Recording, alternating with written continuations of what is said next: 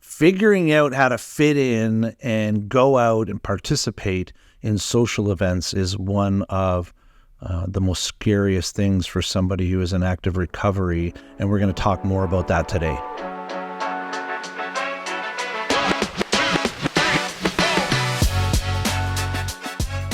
So we have some tips and tricks that we're going to share with you on how to deal with getting ready for a social event and participating in a social event. However, first we got to talk a little bit about what that looks like and understanding when we should decide whether or not we even go or participate in these events. One of the things that stands out is people will attend one social event and feel good or feel confident, depending on the social event, and then they will take that as rule of thumb that if I was good at one social event, therefore I must be good at other social events. And before we decide whether or not we're going to go to a social event, a Christmas party, a work function, traveling, whatever it may be, we need to recognize some of the things that are in place.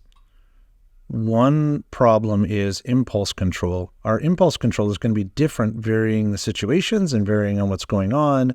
And you'll kind of see that when we talk about these tips and tricks. However, just because one event went well doesn't mean all events will go well.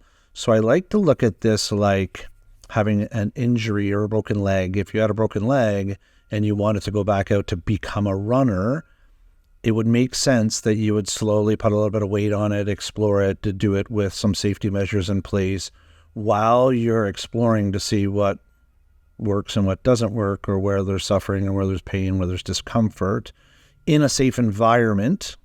And then as you continue to expose that, you get stronger and better at it.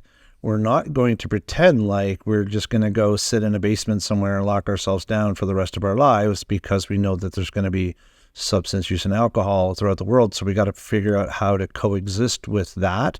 But we need to understand that part first and make sure that we know it's okay to say no. The same as if I had a broken leg and someone said, hey, Dean, can you drive me to work tomorrow? I'd be like, no, I can't drive. I would just not participate in those activities. I would have to accommodate and make changes while I'm healing. The early stages of recovery is the same.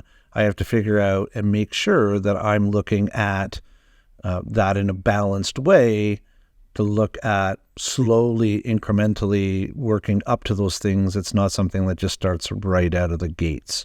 So a little bit of patience is required, and you'll get there, I promise. But we're going to talk more about those tips and tricks and the things that we can use to help us lean into these social experiences.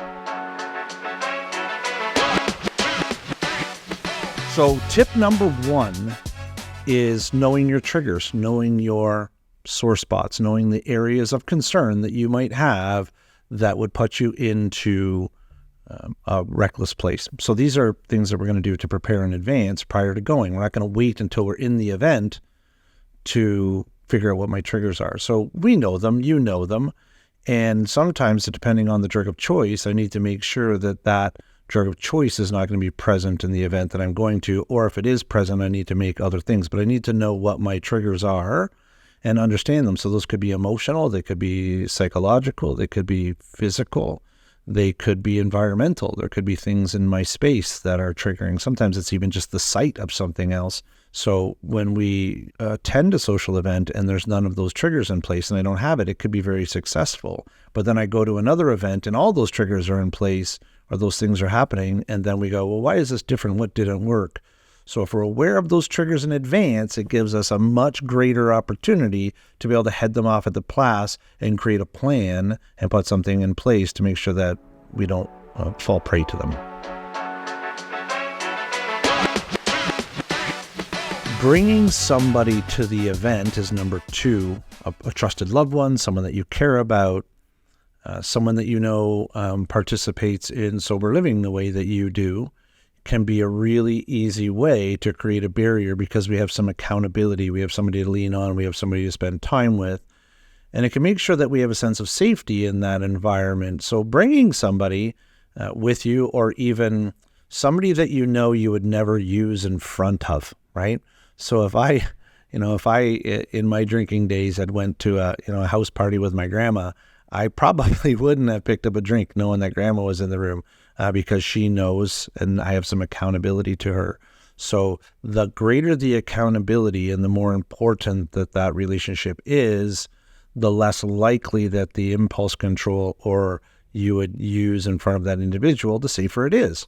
So that's why some people be like, I've gone to one event and I did really well and it was fine, but I went to another one and I wasn't. If you look at it, you'll see that the person that you were with had a big impact on that. So it was like, I was with my wife and my wife doesn't want me to drink. So that was easy for me to not drink. And then the other event, I went with my buddy and my buddy was one of my drinking buddies. So then it turned into problematic behavior very quickly. So one of the best ways that we can make sure that we're safe is to have an accountability partner, bring somebody with us.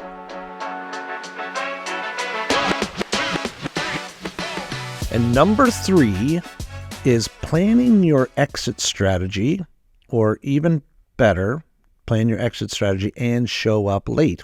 Show up late, leave early.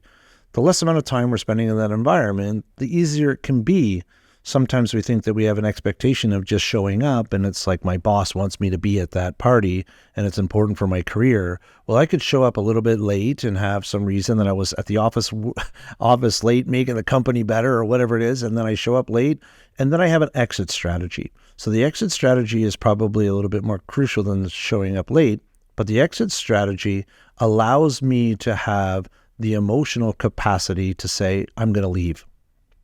So if I don't have a way out and I'm in the process of struggling with what's happening in the environment and I'm emotionally flushed or I'm feeling triggered, and then I'm trying to come up with an excuse or a strategy to get out of there, I'm probably going to become overwhelmed. And sometimes going to my drug of choice might be the easier way to deal with that situation. However, if I planned it in advance, and the more I plan things in advance, then I can use my forward-thinking mind to step into the situation and interrupt it and be like, I've got a plan. I've got a way to get out of here. Now's my opportunity to put that in place. And for some people, it's having somebody call them or pretending that they have a text message. We want to encourage honesty, but in these scenarios, sometimes we got to stretch a little bit to make ourselves safe. And I think that's okay. There's all these reasons that you can have in place, not only to have that planned for yourself in your mind of what you're going to say, but you can set the tone for that when you arrive or when you RSVP to the event. Someone says, hey, I need you to come. You say, I can come. That's great. But just so you know, I'm telling you in advance, I have to leave early. So then when you show up on that day, you remind them again, hey, thanks for having me. I'm going to remind you, I have to leave early because I have this thing. So when it comes time to go, there's no fear, there's no worry about leaving because you've already set the tone. They know you're going. You don't feel obligated to stay. And then you can just be like, hey, I'm getting out of here. And then if you feel triggered, you feel like you're in an unsafe place, you can insert that exit strategy and put it in play to get you the heck out of Dodge. This is going to sound strange, but number 4 is rehearsing your response. It's very similar to what we were just talking about having an exit strategy. If someone's going to ask me if I want to use, if I want to drink, if I want to participate in activities that I know are unhealthy for me, it is very difficult sometimes in the moment for us to come up with a response or one that makes sense. So, or we just say no, and then when we say no outright, and we have every right to just say no, but sometimes the individual that we're saying no to can get repetitive or say, how come, what's going on? And then start probing or asking questions. That becomes a little bit more difficult because on the fly now we're trying to make stuff up. That feels uncomfortable. And I know from my own personal experience, that has led into trouble because after being asked a couple times, I go, you know what, screw it, let's just do this, because my dopamine and impulse control will get out of hand. And then I end up saying, I'm not going to bother arguing with this person. I'm just going to do what I wanted to do prior to anyway. But if I have a response in play in my mind of what I was going to do in advance, then this turns into an opportunity for me to step in and say, I'm not doing it because I'm on medication, because I have to get up early, because I'm trying to get pregnant. I mean, there's things that we can say that are very clear that people just won't second guess. They'll be like, oh, okay. Having a rehearsed response makes it so much easier because you're like, oh, I thought about this. I know how I feel about this. I recognize the value in this. So it becomes really easy to execute those responses. And when I say practice them, I mean like you can write them down. You can even look at specific individuals. I know that people will be like, I'm going to go and I know that, George is going to be there. I don't know anybody named George, but let's say that George is going to be there. And I know if George is there, he's always the one that wants me to drink and do all of this stuff and the other thing. And I go, oh, okay. So then I think about my very specific response to George. What am I going to say to George?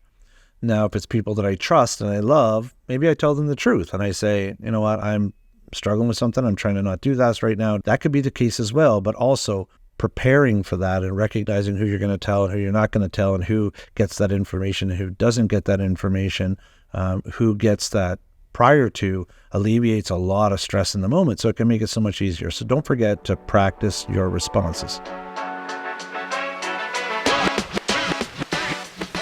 So one of the things that a lot of experts would suggest is eating before you go. This is relevant for alcohol because if I feel full, the likelihood of me consuming alcohol is less. My dopamine receptors might be going off because I feel satiated. There are a few different reasons.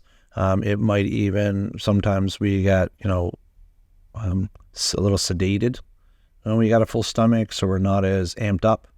It can be soothing and comforting to put those things in place and put them into our stomach and feel a little bit full. So I seen these experiences, have people share those experiences with me that could be beneficial. However, we're not always going to places that we can eat before or we can't. So one of the things that we find extremely important is recognizing hungry, angry, lonely, and tired. It's an acronym. Hungry, angry, lonely, tired. The acronym is HALT. And what we want people to do is to recognize before they go, as part of preparation to going out into a social event, recognize these 4 things. And if they are in play, or more than one of them are in play when I'm going out to be social, it's probably a good idea that I put a pin in it or wait to go or solve these problems before I go. So if I am in an emotional state of being hungry, and some people call it hangry, we can get emotionally charged to the process of not feeling full or not feeling well or needing some sustenance. And that can lead to emotional dysregulation. Same with feeling lonely. If you're already lonely and feeling disconnected, and then you go to a party and to a function that you're feeling separated from because you're not participating in the substances that are at play, and you're already feeling lonely, it might want to make you try and feel like you'll fit in and then lean towards the substance again. So making sure that you feel connected. This goes back to one of the other tips that said bring somebody with you. So get connected first. There's other things that we can do. I encourage you to look up other ways to make sure that you don't feel lonely, or not don't feel it. You can feel it, but make sure that it's not leading the charge of my motivations. So there's ways to feel more connected and to feel a greater sense of belonging, which is really important. And then tired. Sometimes it's sick and tired. I'm tired of stuff. I'm tired of things. And so there's things that we can get tired of. Most of this is more about the loss of sleep or feeling unrested. Because it could be I slept well, but I had a busy day. I've been really full. I've had a lot going on, lots of stresses, lots of moving parts in my life. And I might be just tired in general. And if that's the case, then maybe taking a little rest or having a nap or, meditating or something prior to the event before you go into that space. And then angry is if you're upset, if you've got something going on that's really upset and you're feeling disconnected, that's probably more of a time to find somebody that you could regulate with, or talk to a counselor or a sponsor, or talk to somebody else before you go into an environment. If you're anything like me, I know most of the mistakes I've ever made in my life were while I was in a state of anger and I wasn't feeling regulated. So our decision-making in a space of anger decreases dramatically. So if you're feeling any of these hungry, angry, lonely, or tired prior to the event, make sure you figure those things out, or maybe it's a good idea to just stay home. That's not just for the event. This is for part of any space where I would go that might be at high risk, incorporating this quick way to recognize where I might dysregulate. There's more to it, and I encourage you to look deeper into all of those topics, but this is just a real quick pinpoint, where I can see that there might be a concern. So make sure you check that out. So those are 5 tips on how to prepare for and get ready for an event. And there's more. I'm sure that there's more. And if you have any more, we'd be happy to hear them. But those are the 5 core ones that we're aware of off the hop that are important to us. There's tips that we're going to give you now that are relevant to being in the space. So there's before the event and then during the event. So during the event, there are a bunch of different things that we can do. And probably one that makes the most sense and is the most common is if it's drinking, or even if it's not drinking, just a drug of choice, but keeping a non-alcoholic beverage in your hand at all times makes it easy for people to not want to ask you if you want to drink or trying to fill your hands with something. So if I'm sitting there with empty hands, a good host is always going to be like, hey, what can I get you? What do you need? Can I give you something? Right? So keeping our hands full, it's not always a non-alcoholic drink. It might just be a bottle of water. It doesn't have to be a zero alcohol beer or something to have to fit in. But there are ways that you can use that as a tool. I know people that will go to a bar or restaurant for a social event or a hotel. They will go to the bartender when they very first arrive and say, whenever I order soda water, I want you to bring me a soda water in a rock glass with a piece of lime on it so it looks like I'm drinking an alcoholic beverage. And also keeping our hands full can have, I even do it right now, I'm doing it like it, yeah. It can be soothing. Some people need that to slow their mind down. If I'm doing something with my hands, it can slow my mind down. So you can also do that with a plate of food or having something in your hands that would make it so that people look at you and go, oh, okay, he's engaging, he's participating in the event, or she is participating in the event. It's also something to note that when somebody says, can I get you a drink? Or do you want a beer? Do you want something? One of the quickest ways to switch that is to say, instead of just saying no, say no to the alcoholic beverage that they're offering, but then offer us an alternative solution so that they stop asking you. So they say, hey, do you want a beer? You say, no, but I would love a Coke. That person won't turn around and say, why not a beer? They'll usually just be like, oh, I'm going to focus on the Coke. I'm going to focus on what you asked for. So it's like, do you want a shooter? You go, no, but I'd love a glass of water. Okay. Most people will lean towards what it is that you've asked for, opposed to focusing on what they just asked you about.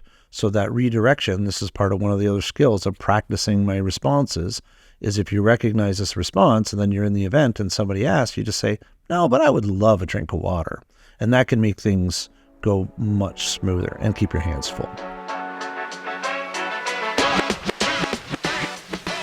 Number 2 is to stay busy. I think that it can be a struggle when we get to these social events, that most people want to be a wallflower. They don't want to draw any attention to themselves, because if I draw attention to myself, then people might start asking questions or recognize that I'm not being the same as I normally would be or act the way I would act.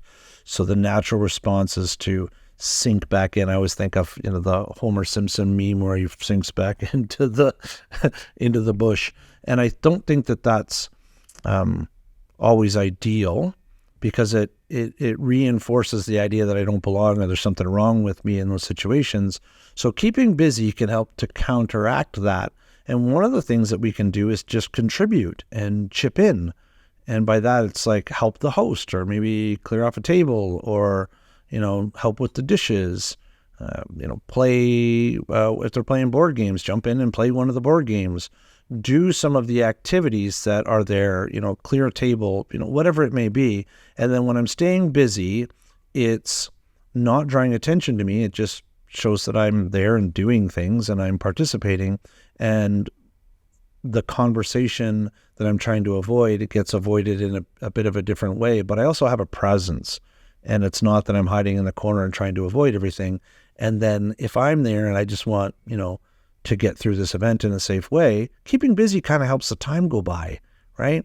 On top of that, I feel pretty good about myself when I keep busy and I participate and help with the event and what's going on.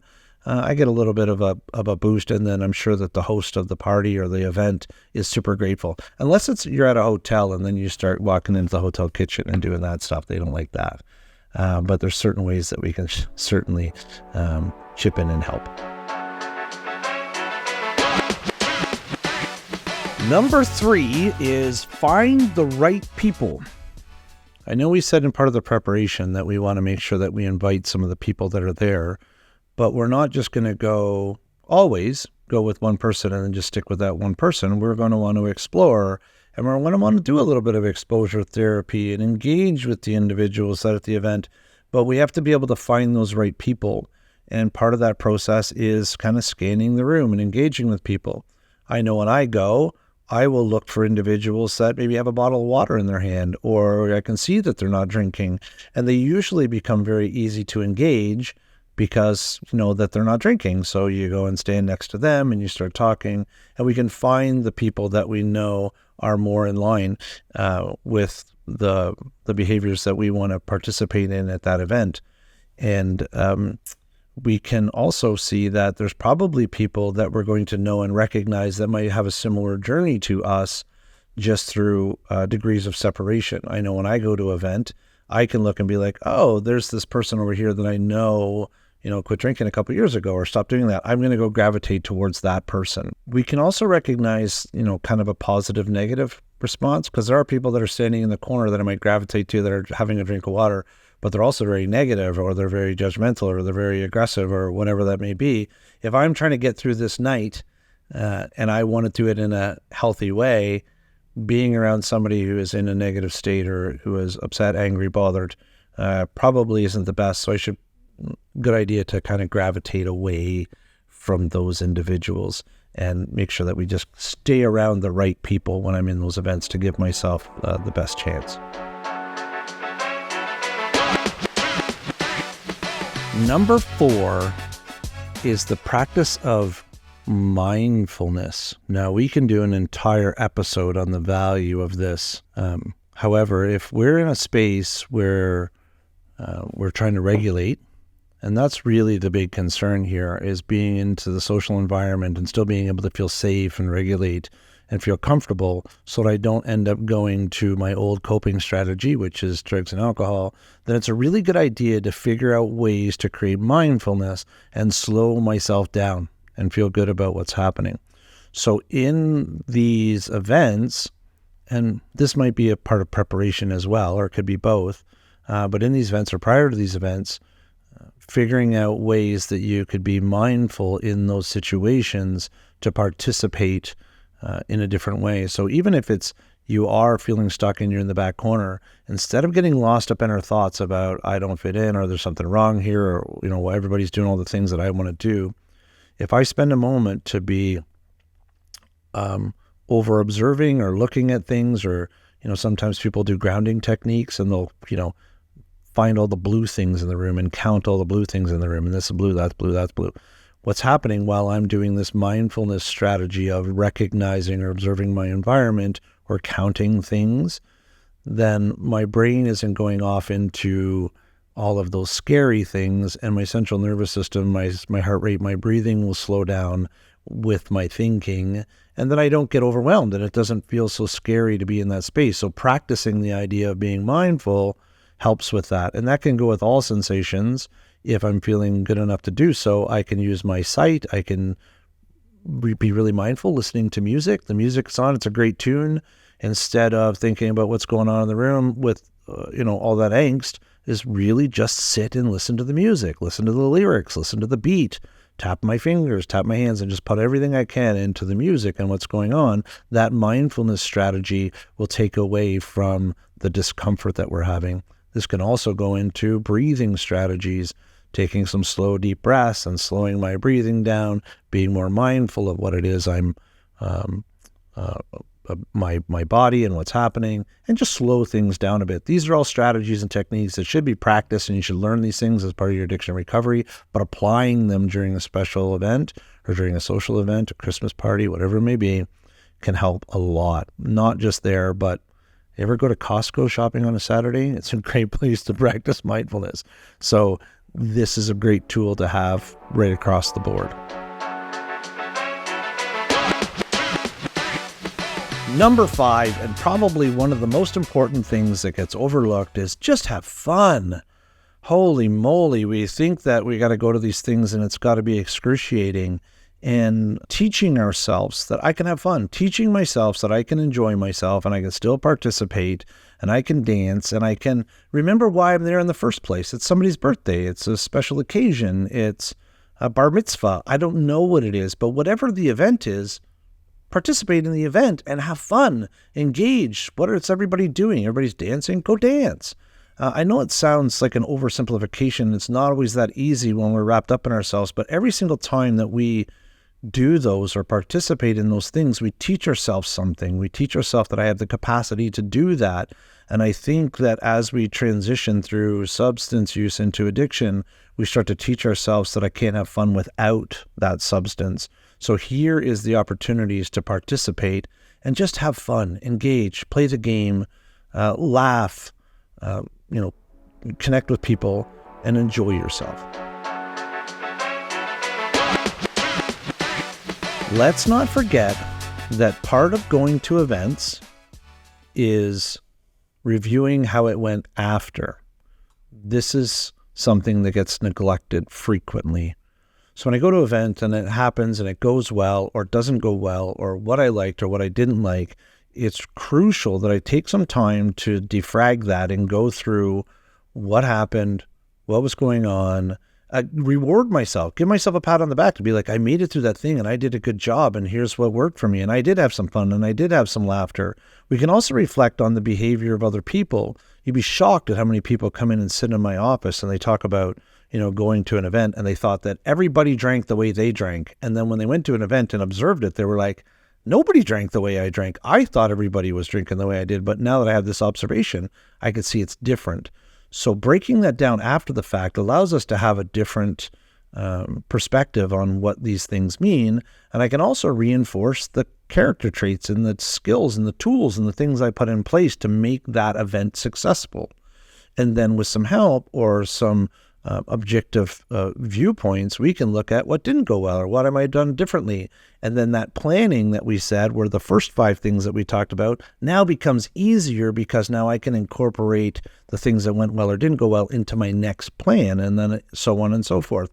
And then the same as the broken leg analogy, I get better and better. I can put a little bit more weight on it. I can participate in events.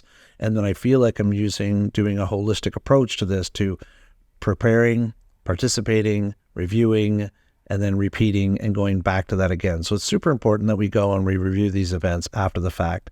So with all of that great information, all those tips, I encourage you to go out and participate in your social events with all these cautions in place and do it in a safe way and don't lock yourself in your basement. Participate in your life. Let's not forget that when we are going to these events, it's crucial that, when we have that exit strategy, that we sometimes need to bring ourselves there. If we're counting on someone else to get us out of there, if we're counting on a ride from someone else, then we're stuck. So sometimes we got to be like, I'm going to get myself there, but that also means I can leave when I'm ready to go. And you always have that exit strategy that's planned in place. One of the other things that's not considered is don't be a designated driver. It's a wonderful thing to contribute to the community and be a designated driver. However, if I'm put in these situations that are highly triggering and then I've got to wait for everybody else to finish drinking before I can leave, then I'm putting myself into a high-risk situation.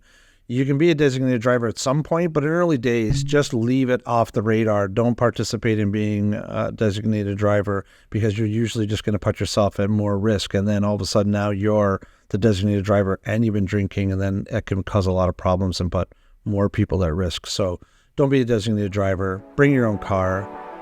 Come late, leave early.